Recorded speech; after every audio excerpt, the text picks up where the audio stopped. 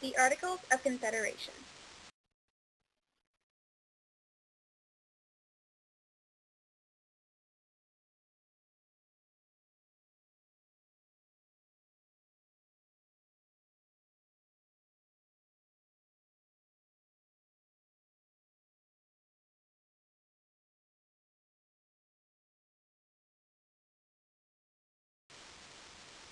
With the Revolutionary War over, what were once colonies under British rule were now free from their oppressive rulers.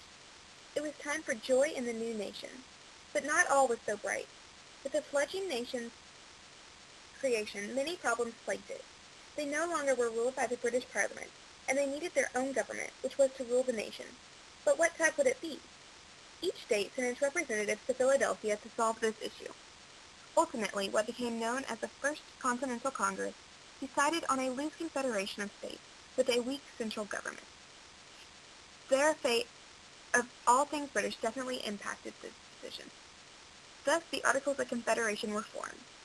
The Articles created a loose confederation of sovereign states and a weak central government, leaving most of the power with the state governments. The Articles of Confederation contained a preamble, 13 articles, a conclusion, and the signatures of the representatives.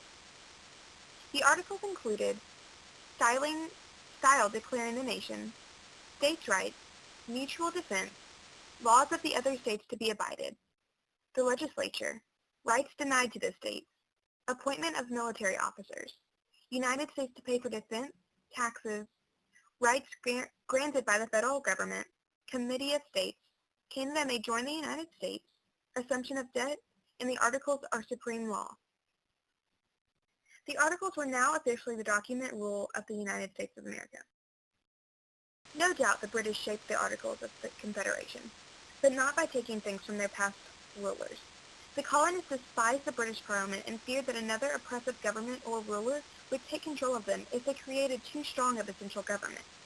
Therefore, the representatives ended up deciding on a weak central government because the states feared for their rights. This choice had become the primary issue with the Articles of Confederation. Although they agreed on the necessity for a centralized government, the states did not want to lose their power or rights, mainly because of the fear and hate of England. The states did not want to be anything like England, so the central government was limited.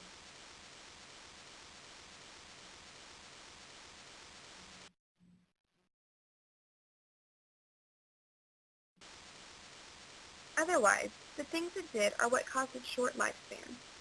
The Articles of Confederation gave the states the power and the strength. The central government of Congress had little power over the states. In fact, it didn't even truly unite the nation into one big country. It just put them under a binding friendship where they would help each other. The government relied on the states to enforce the law, get tax money, and other things.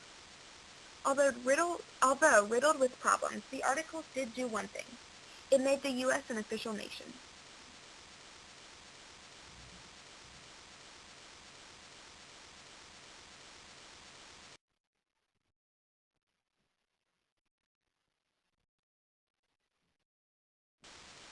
The Articles of Confederation are mostly known for what they failed to accomplish or what they did wrong. For one, the Articles did not provide for a national military or of any size or strength. Most states had their own navy, and all had their own separate militia force. With the lack of a central power to present before other world governments, America got very little done while under the Articles. Thomas Jefferson even displayed his anger at the lack of a strong foreign voice while in Paris. Finally, fearing the taxation that had sparked the Revolutionary War, the Articles prevented the Congress from being able to levy or create any taxes. If they needed money, they had to request it from the states. This was clearly an unworkable situation since the states clearly were looking more out for themselves rather than the nation as a whole. With no central power to reign in the states, no unification could actually occur.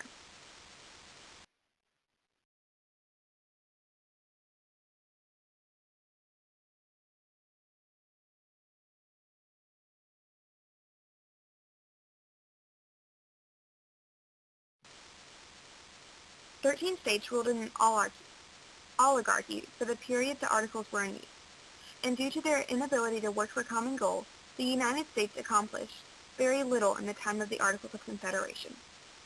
The Articles had many more flaws, such as the need for 9 of the 13 states' approval to enact a law. This caused difficulty in creating laws. Amendments required unanimous approval from every state, something that was unlikely to ever happen even with only 13 states. Then there was no national court or executive branch, so there was no way to coordinate the government or settle disputes between the states.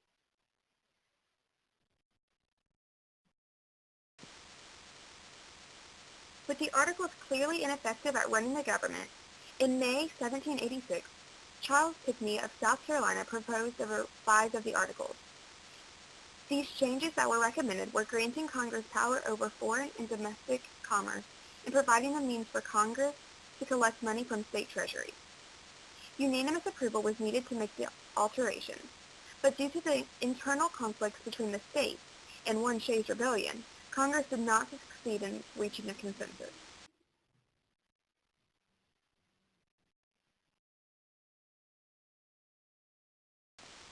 With a new Articles of Confederation out of the question, and with the need for a strong central government, the Second Continental Congress met to create an entirely new document for rule.